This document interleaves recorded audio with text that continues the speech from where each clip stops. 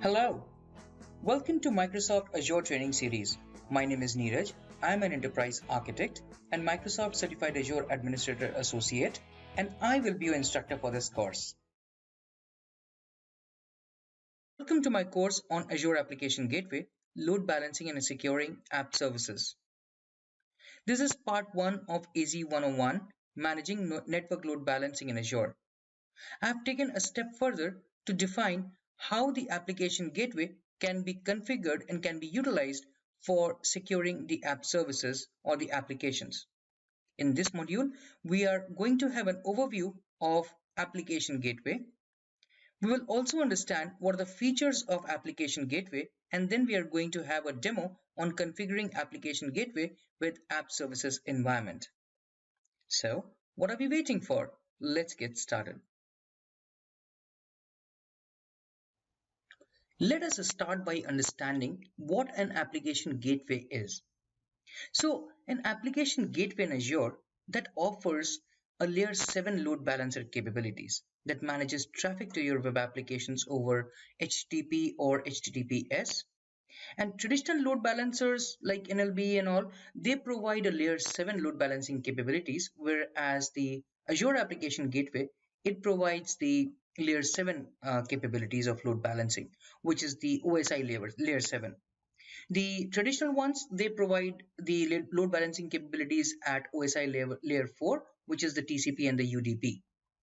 With the application gateway, you can be even more specific about the route to be followed and the destination to be reached, which means that you can route the traffic based on the incoming URL. So if you see in the image, if I have a request with atcsl.com and I have requested for images in the incoming URL, then you can route the traffic to the image server pool. Whereas if it is for the videos, you can route all the traffic, all the incoming traffic rather, to the video server pool. The application gateway not just provides the load balancing abilities, but it also secures your application. So in case you have already deployed your web application on your virtual machines in the IaaS environment, then also you can put in the application gateway not just to provide the load balancing abilities, but also secure your application. Similarly, if you are configuring the app services environment along with the app service plan and the app service, wherein you know that the application server is being handled by Microsoft but is within your virtual network, in that scenario as well, you can have the application gateway in front of your app service to secure your application. And that communication between the application gateway and your app can happen either on the HTTP or HTTPS. So it depends on whether you want the SSL termination to happen on the application gateway or you want to have an end-to-end SSL. Let us now take a look at the process flow of the request from the user to the application. After the user sends a request to the application through the browser, the domain name is resolved and the request is received by the application gateway after name resolution. The request can either be from the public internet or over the intranet, depending upon the configuration.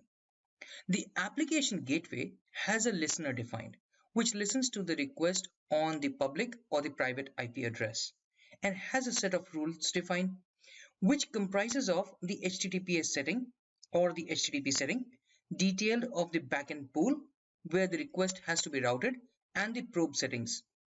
These backend address define where the request has to be routed, which can be an IP address of a VM, a fully qualified domain name, an app services, or a VMSS. Let us now talk about the features of Application Gateway. Now, one of the features that is provided by Application Gateway is the connection draining. Connection draining is something that helps in gracefully removing the backend member from the pool. So in case you have a set of 5 servers in a pool and one of them has been reported as unhealthy by the health probe, or the web API is not able to talk, or a periodic update is required, at that time the application gateway helps in this removal of that particular server very gracefully. When we say gracefully, what does it mean? So all the existing connection to that particular server is kept until all the requests to that server are completed, so that the user does not feel the effect of it. So that is where this connection draining comes into picture. The next one is the secure socket layer termination. Now, application gateway helps in the SSL termination at the gateway level itself, allowing the communication with the backend instances as unencrypted. The feature removes the encryption and decryption overhead from the backend server, so the process is a little faster and the response time is less. But at times, this is not acceptable option by the business. So there is also an option for the end-to-end SSL as well. The third feature that I wanted to talk about is the Web Application Firewall. Now, this is one of the coolest features of Application Gateway, and we had discussed a little bit about it in the previous slides. And this Web Application Firewall, it provides centralized protection of your web application from common security threats and vulnerabilities. The Web Application Firewall, abbreviated as WAF, WAF, it supports the OWASP 3.0 and 2.2.9, and OWASP stands for Open Web Application Security Project Core Rule Sets. So I would encourage that you go ahead and read about the OWASP, as this is really helpful, in designing security for your application. The most common among these security vulnerabilities are like SQL injection attacks or the cross-site scripting, and addressing those issues using the code at different layers can be very, very challenging. And therefore, this usage of web application firewall, that web application firewall with the application gateway, that comes for the rescue. And this helps make security management much, much simpler and provides better assurance to application administrators against all these threats or intrusions. One question that comes to mind is about the existing gateways. That what about the existing gateways which are not configured as web application firewall? So for that, yes, the existing application gateways also can be converted to a web application firewall and enable the application gateway easily. Next is the URL based routing. The URL path based routing allows you to route traffic to the backend server pools based on the URL paths of the request. One of the scenario is to route request for different content types to different pools. So supposedly you do atcsl.com/movies or /videos should go to the video server pool. And when you're doing atcsl.com/images, it should go to the image server pool. So the requests are, segregated and they go to their respective server pools, thereby lessening the burden or lessening the overhead of all the servers, and they know where exactly to go so that the response time is less. Okay, now there is also a default server pool, and that is selected when none of the path pattern matches. The next one is the custom error pages. Now, application gateway allows you to create custom error pages. Instead of displaying the default error pages, you can use your own branding, and that is the best part of it. You can use your own branding and layout using the custom error page, and do not display the default error pages that comes along. Now comes the multi-site hosting. This is also a very, very interesting feature. This is one of the coolest feature, I would say, of the application gateway. This multi-site hosting, it enables you to configure more than one website on the same application gateway instance. This feature allows you to configure a more efficient topology for your deployments by adding up to 100 websites to one application gateway. Each website can be directed to its own pool. So, for example, application gateway can serve traffic for atcsl.com or atcsl.net, and it all depends on the internal requirements and how do you want to configure the architecture that has been designed So based on all those requirements, you can have multiple different sites, or you can also have, say, prod environment or the dev environment or the test environment, the UAT and QA and so on and so forth. You can have different subdomains and each one of them pointing to a different application. The seventh feature is redirection. So a common scenario for many web application is to support the automatic HTTP to HTTPS redirection, right? So that all the communication between an application and its users that occurs over the encrypted path. Now, application gateway supports the functionality to redirect not just the traffic of HTTP or HTTPS or converting from HTTP to HTTPS, but you can also do it for any port. So from any port to any port based on the rules that are defined, you can do a redirection and also redirect to an external site as well. Then comes the session affinity. The cookie-based session affinity feature is very helpful if you want to keep a user session on the same server. So by using the gateway managed cookies, the application gateway redirects all the subsequent traffic from a particular user session to the same server for processing, which the user was earlier on. So this is important in cases where session state is saved locally on the server for a user session. The next is the rewrite HTTP headers. The application gateway now supports the ability to rewrite the headers of all the incoming HTTP requests as well as the outgoing HTTP responses. You will be able to add, remove, or update the HTTP request and response headers while the request or the response packets move between the client and the backend pool. You can rewrite both standard as well as the non-standard header fields. So this is defined in the RFC 2616 just for the reference purposes if you want to go and check it out. Last but not the least, the WebSocket and the HTTP/2 traffic. The HTTP based interaction requires constant polling for the request. The HTTP/2 have a lower overhead and can reuse the same TCP connection. No polling is required and this is more efficient. They enable the full duplex and more interactive communication. Interestingly, they are designed to work over the traditional HTTP ports, which are port 80 and 443. Let us start our demo by going to portal.azure.com. So we will fire up a browser, go to the Azure portal, and here in the dashboard of the Azure portal, we will click on the resource groups and create a resource group for ourselves. All the resources are to be created within the resource group. So we will give it a name, ATCSL, and click on review plus create. And then after the validation, click on create. It's a quick thing and it will come up quickly. We will refresh it. We can see the resource.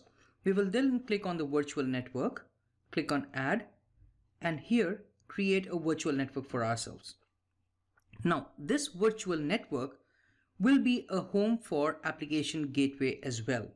And we need to create different subnets for having the virtual machines and the application gateway. We will also have an additional subnet for our app services environment. So we will give it an IP address range of 172.16.0.0 and give it the resource group name. And in subnet, we will first create the subnet for the VM. This VM subnet is necessary to create the virtual machines. And in our case, we need a virtual machine to have a DNS server because we are creating the application gateway along with the app services environment. And if we are creating an app services environment with an internal domain, we need to have a DNS server. So we'll come to it when we are on it. So we see that the virtual network has been created. We'll click on it and then we will go to the subnets. And we'll see that the VM-subnet is already there. So we'll click on plus to add an additional subnet for the application gateway. We will give it a name GW is fine. Yes. So we will give it a name of ATCSL hyphen app hyphen GW, and see the IP address range. It is already there for us. It already selected for us. We'll click on OK, and it will hardly take a few seconds, and you can see the new subnet there. There you go. So now we have the application gateway subnet created. That has been done. Now we are going to create the virtual machine as I was already explaining you. So we'll create this virtual machine. We'll give it a name of VM01. And this will not just act as a jump box from where we can access the internal application using the ASE URL, but it will also be a DNS server for us. We will choose a size here, ds1_v2, so that we get a good performance. We'll give it an admin username and the password. So we'll confirm the password. And once done, then we will allow the selected ports, and we will choose HTTP, HTTPS, and RDP. You will see a little warning there, but that is fine because it is being accessed from external public interface, internet facing. Internet facing. So that is why you see the warning, but that is fine. We will review and create. And it will take some time before the virtual machine is completely configured.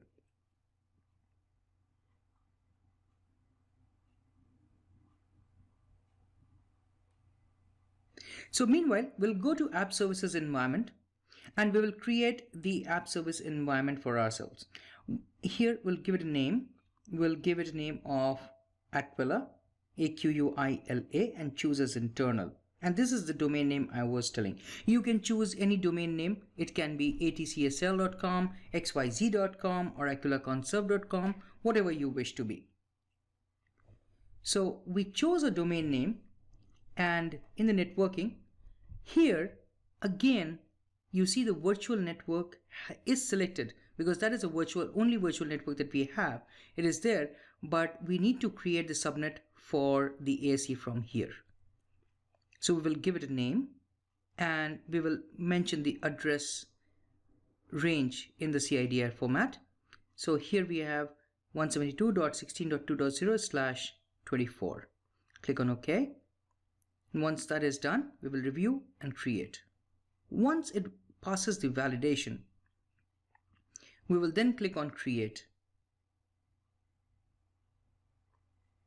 So the deployment of the app services environment has started. So we see the deployment has succeeded. It will take around 2 hours. So I paused the video and then I resumed it. So you don't see that lag, but it generally takes an hour or two to complete the app services environment configuration. We will go to the IP address, and there we will see that the internal load balancer IP address is there, 172.16.2.11.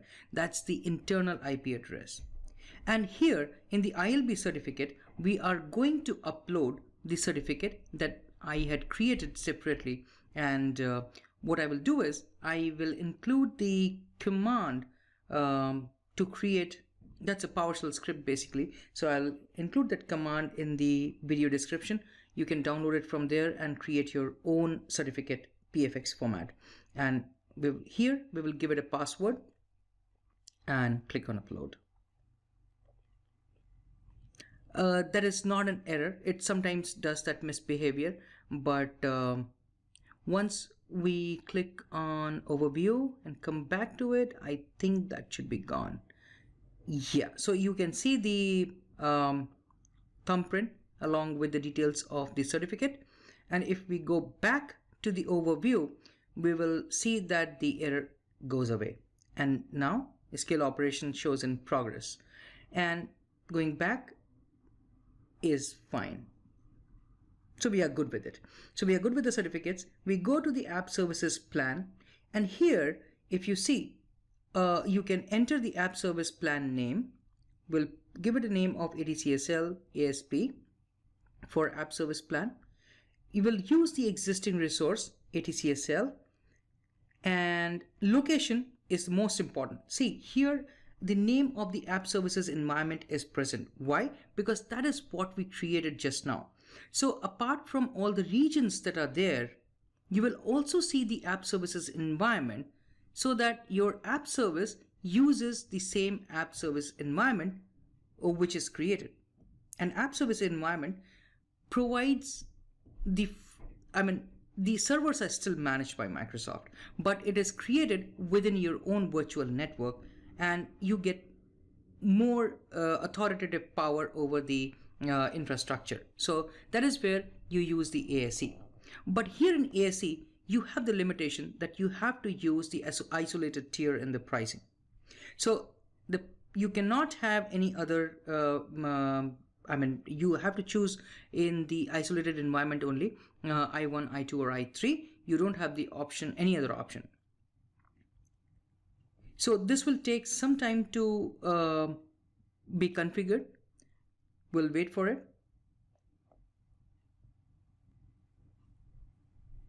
And we see that the deployment has been succeeded. We can click on refresh and go to that particular resource.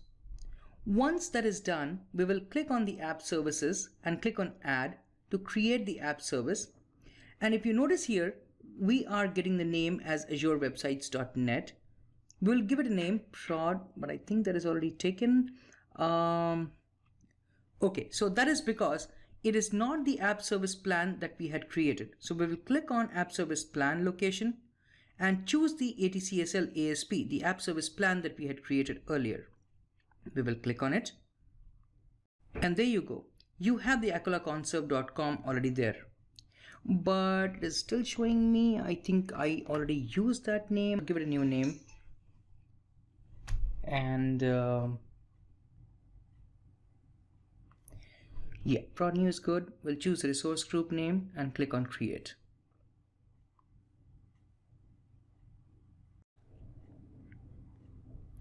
This will take hardly some time to get configured. We will wait for the resource to be configured.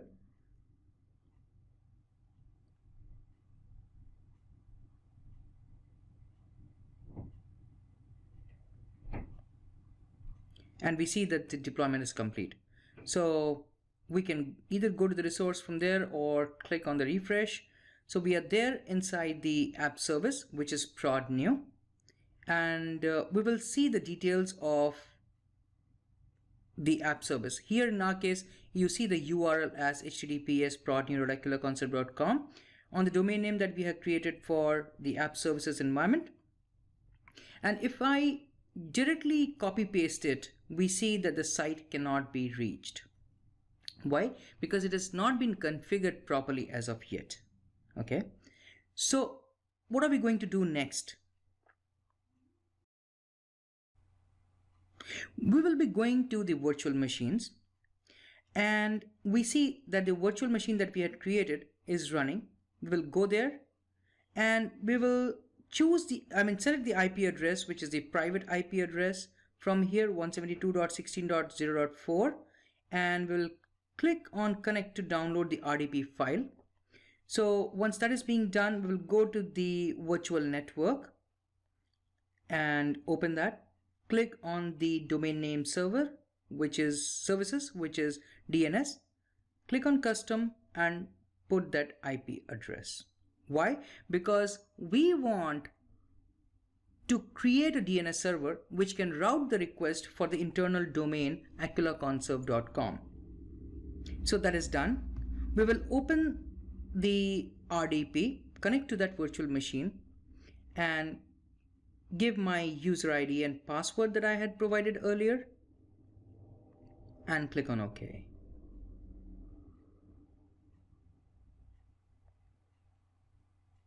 And there you go. I am on the server which I had created earlier, and now I need to configure the DNS server. So I will click on add roles and features.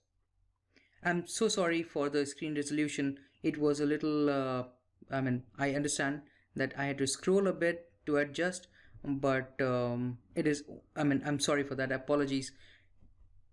But here I've selected the DNS server, click on next and install, and the DNS server configuration will start happening. We will wait for the installation to be completed.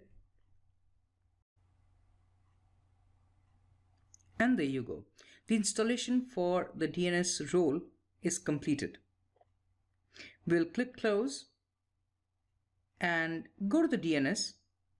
We will see the details of the DNS server where it will mention the IP address as well. We will right click and go to the DNS manager. In the DNS manager, we see that the name of the VM is there.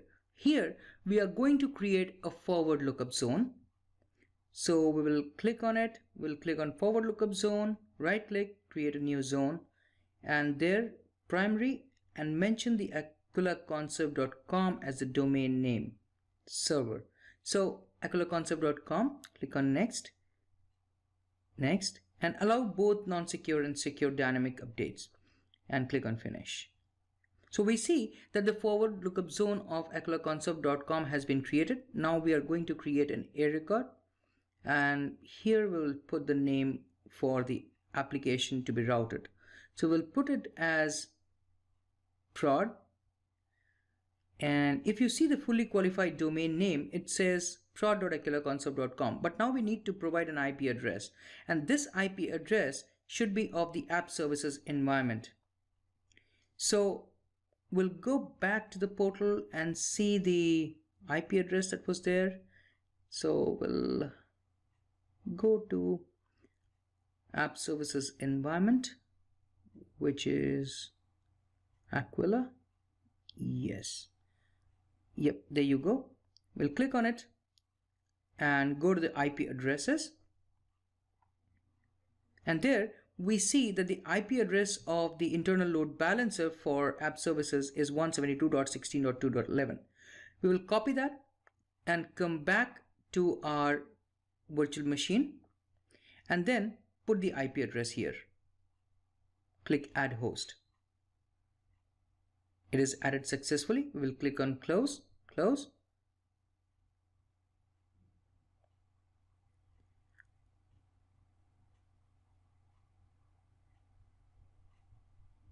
And then click on CMD. Here, if I now do ipconfig/all, it should show the DNS server detail.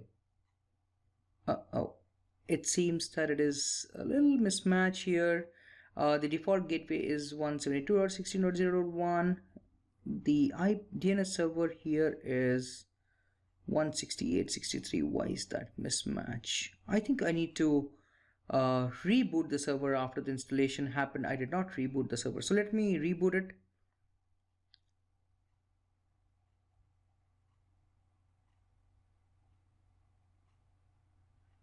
And by the time it is happening, we will wait for the machine to come up, and once that is done, we will go back and open the virtual machine again and see if everything is working fine there. So I think the machine should be up and running now. We'll open the RDP again and give my user ID and password. Click on OK.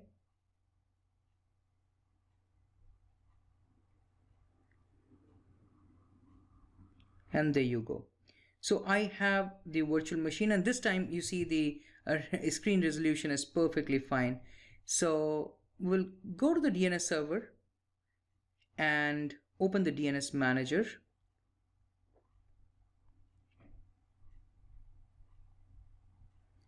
Let it load.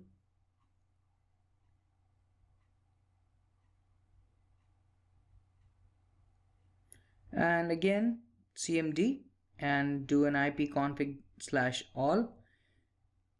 And yes, this time if you see, let me scroll a bit. So if you see here, I have the IPv4 address, which is preferred, and the same is the DNS server.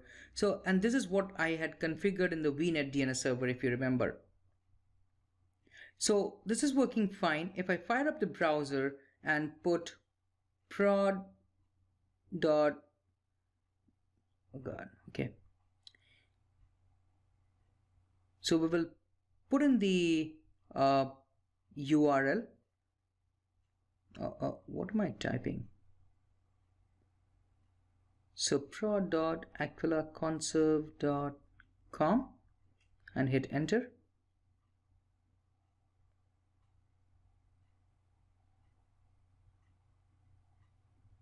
Oh, the web page cannot be found. What's the reason? Hold on, I think I made some mistake, but let me check.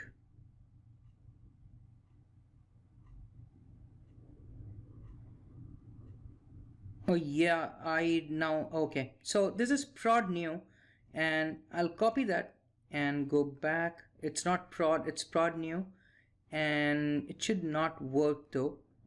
Let me check, because I've not configured that to be routed.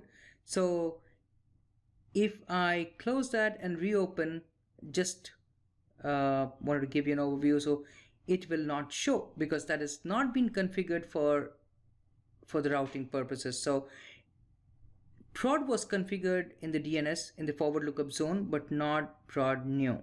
So even if I do HTTP, it will not work. So I'll have to go back to my DNS manager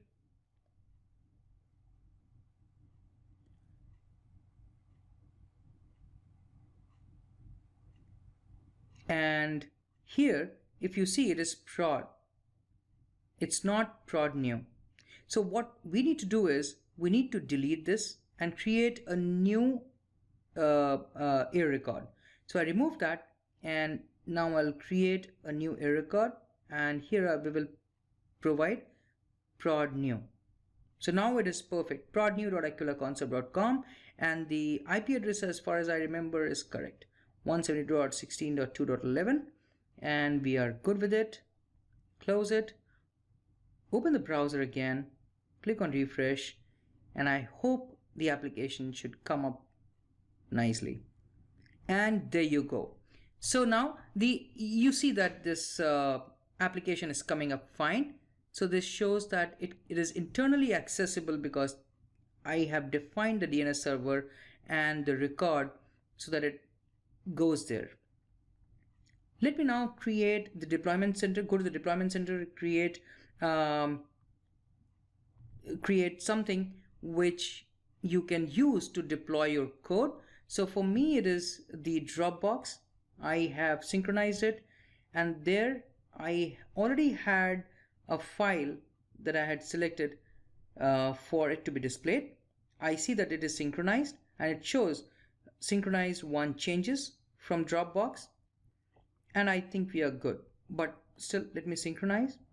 This time it should say that it's synchronized but with 0 records. Yes, so if you see the new record, it is synchronized but it is 0 changes because the file is already synchronized. So if I go back to my virtual machine and hit on refresh, it will show the new page that got synchronized. Now this is a test for ATCSL AAC with the application gateway, and that is what the web page was for me. Okay, and this is something which I need to be displayed when I am accessing the same URL from outside, and that can only be done when I create the application gateway. Here, the reason for creating the application gateway is not just to act as a load balancer. We already have an AAC for that, but we are creating the application gateway so that it can act as a security wall or act as a web application firewall for my app service. I'll click on OK, click on OK again, and it will take around 20 to 30 minutes for it to be deployed. So we will pause the video and we will come back again.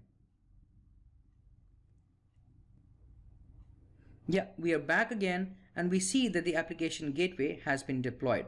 If I go to the overview, I see that it has a front-end IP address with the domain name server details, and we have the backend IP. We need to define the backend IP pool.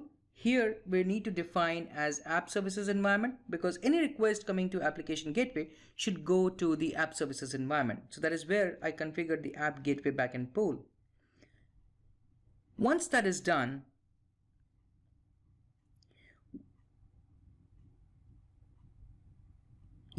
so once that is done, we are going to go to HTTP settings, click on it, and we see that the cookie-based session affinity, the connection training, and the protocol is HTTP, and the rest of them are disabled. And if I go down, I see that none of them are selected. We'll leave them as it is and go to listeners.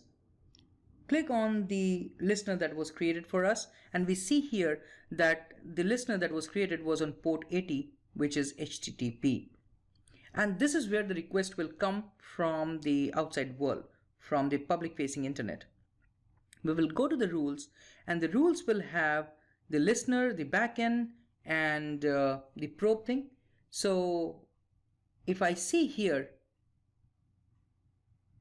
so everything is the same. We will create a custom probe. We'll give it a name, and this health probe will be used to check the health of the virtual machines or health of the application as such. So, and it will report if something is unhealthy, so that you can utilize the connection draining if you are using to gracefully remove the connection, update it, patch it, and put it back, so that the next health probe says, yeah, it is working fine. And health probe is also used when you want to see which virtual machines are good enough to take the request. Otherwise, it will not send the request to that particular machine. Okay, we will go to the HTTP setting and use the custom probe and give it the name. Select the one that we had created earlier and click on pick host name from the backend address. Click on save.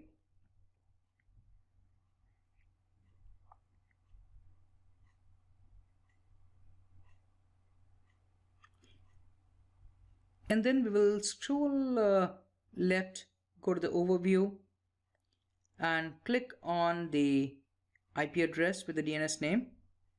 Copy the DNS name, and now I'm going to godaddy.com, where I already have my domain name registered, which is aquilaconsub.com.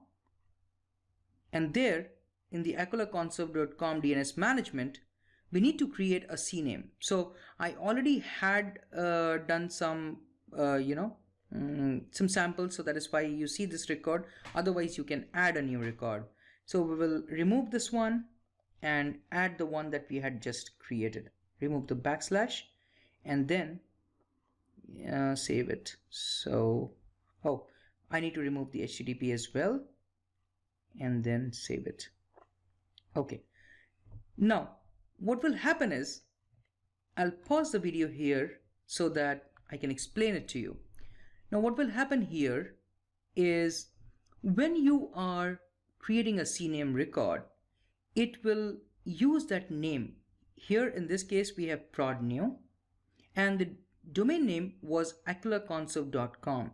So prodnew.aquilaconsub.com will take you to the application gateway, and this application gateway has the backend pool defined that will take to the app services environment internal load balancer, and the app services environment internal load balancer will then distribute the request based on the app name or the header name or the name that we are providing here, which is prod new, and it will route to the specific virtual machine where the app or that particular service is installed. Okay,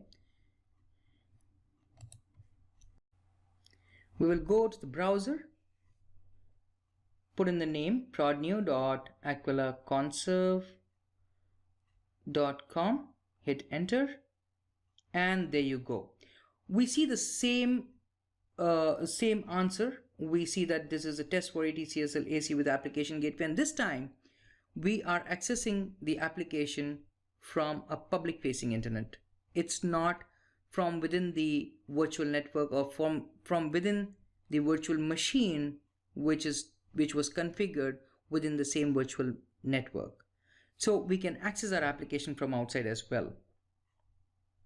Okay, so internal domain name can be any. It can be ecoloconcept.com or it can be xyz.com or whatever, but the main domain name, it has to have a CNAME which should point to the application gateway. We will now go to the backend health of the application gateway and check how the servers are doing. In our case, it is the ATCSL ASE, which is the app services environment, and that is the backend pool, and it shows as. So that concludes the demo, and we see how to configure the application gateway in front of or along with the app services environment. In summary, what did we learn today? We had an overview of what an application gateway is and how it works. And apart from providing the load balancing capabilities, how it can be used or how it can be utilized for providing the security to the web applications by providing the firewall capabilities. We also saw what are the different features of an application gateway are, and then we had a quick demo on configuring application gateway along with the app services environment. And I hope now you will be easily able to configure the application gateway for your organization. You can download the training material from either azuretraining.com, or you can also go to SlideShare and download the PowerPoint presentation from there. And hope you enjoyed this session. Keep azuring.